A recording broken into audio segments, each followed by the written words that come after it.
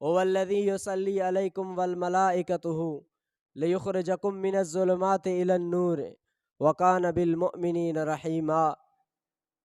उहो ई आहे जेको रहमत मोकिले थो तव्हां ते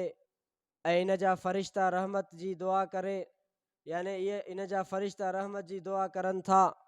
जीअं उहो कढे तव्हांखे ऊंदहिनि मां रोशनी ॾांहुं, ऐं उहो आहे मोमिननि ते वॾो महिरबान। यानी अल्लाह रब्बुल इज़्ज़त जी ज़ात मोमिननि ते वॾो महिरबान आहे। इन आयात जे अंदरि त उहे अल्लाह रब्बुल इज़्ज़त जे तरफ़ उन जे रहमत जे तरफ़ असां अव्हांखे इशारात आहिनि त अल्लाह रब्बुल इज़्ज़त जी ज़ात उहा आहे जॾहिं उन जा फ़रिश्ता बि अव्हां जे लाइ दुआऊं कनि था। अल्लाह रब्बुल इज़्ज़त बि अव्हां जे लाइ रहमत मोकिले थो पियो। इन रहमत मोकिलण जो मक़सदु हीअ आहे त अल्लाह पाक अव्हांखे ज़ुल्मात खां कढी करे नूर जे तरफ़ वठी अचे, ऊंदाही खां वठी कढी करे रोशनाई जे तरफ़ वठी अचे, दुनिया जे तंगी खां वठी कढी करे अव्हांखे पुरसुकून माहौल ताईं पहुचाए, दुनिया जी मुश्किलात मां कढी करे अव्हांखे फ़िक्र आख़िरत जे तरफ़ मुतवजे करे त जीअं अव्हांजी ज़िंदगी बि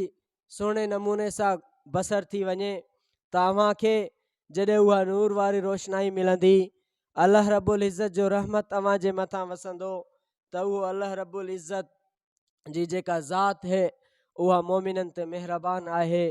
जो अल्लाह रब्बुल इज़्ज़त पाण रहमतूं थो मोकिले। उन जा फ़रिश्ता अव्हां जे लाइ मोमिननि जे लाइ दुआऊं कनि था त अल्लाह रब्बुल इज़्ज़त तव्हांखे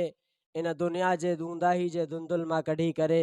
अल्लाह रब्बुल इज़्ज़त अव्हांखे रोशनाई जे तरफ़ वठी वञे, तां त अव्हांजी दुनिया बि कामयाबु थी वञे ऐं अव्हांजी आख़िरत बि कामयाबु थी वञे।